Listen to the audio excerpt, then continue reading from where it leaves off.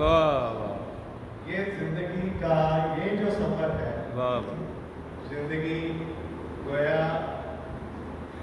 زندگی اور موت کے درمیان ایک جھولا ہے، ایک ایسا سلسلہ ہے جو ختم، لیکن میں یہ بات کہنا چاہتا ہوں کہ ڈاکٹر اظہار الدین صاحب نے جو بات کی اشارت بڑی اہم ہے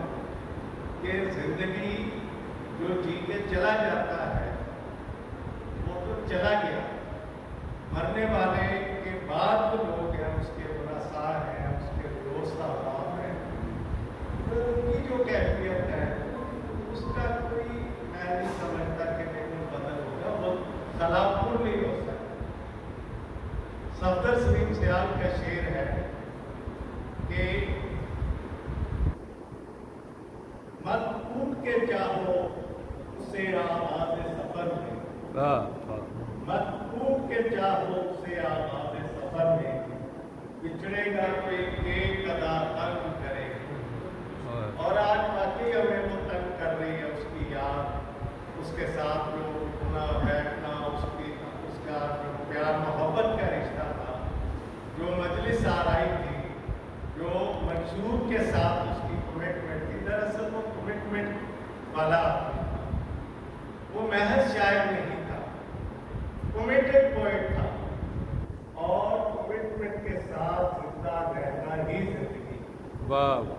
اور ایسی زندگی کی حفاظت خود موت کیا کرتی، واہ واہ، موت جہاں انسانیت ہم سمجھتے ہیں کہ موت زندگی کا خاتمہ کر دیتی ہے، لیکن اس حقیقت کو ضرور پیش نظر رکھنا چاہیے کہ موت ہی دراصل زندگی کی محافظ ہے۔ اور حسین نوید میں ایک تسلسل و محنت پہ یقین رکھنے والا نوجوان تھا، عمر ہی کیا تھی اس کی، لیکن اس کے تو فل کھیلنے کے دن تھے، لیکن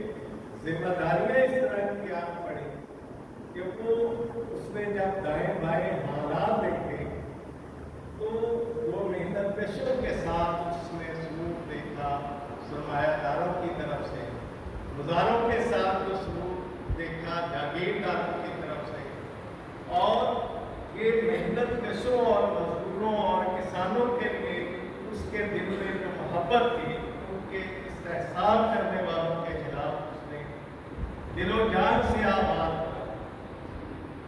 اور یہ خود محنت کشوں کے لیے بات کرتے ہوئے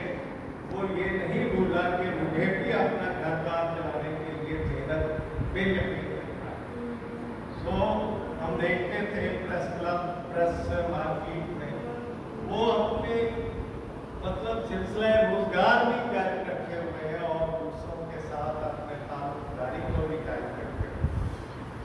وہ جس طرح منصور کو اس نے آخری دنوں میں پروان چڑھایا، اس کے لیے جس ڈسپلن کے ساتھ کام کیا، میں تو مجھے تو اس پہ رش کرتا کہ کوئی بہت زیادہ تربیت یافتہ نہ ہونے کے باوجود اس نے منصور کو جس طرح سنبھالا دیا اور اس کو اثر نو اپنے پاؤں پہ کھڑا کیا، اس کا تعارف کرایا، اس کے لیے لوگوں کو ایک پلیٹ فارم مہیا کیا، یہ بہت بڑی بات ہے۔ پھر وہ مجلس آرائی پہ بھی یقین رکھتا تھا، ہیومن گائیڈ سے پہلے صدف تنظیم کے ساتھ وہ لوگ وابستہ تھے، مجھے اور شیخ صاحب اور باقی لوگوں پہ اعتراض ہے کہ اس کے اولین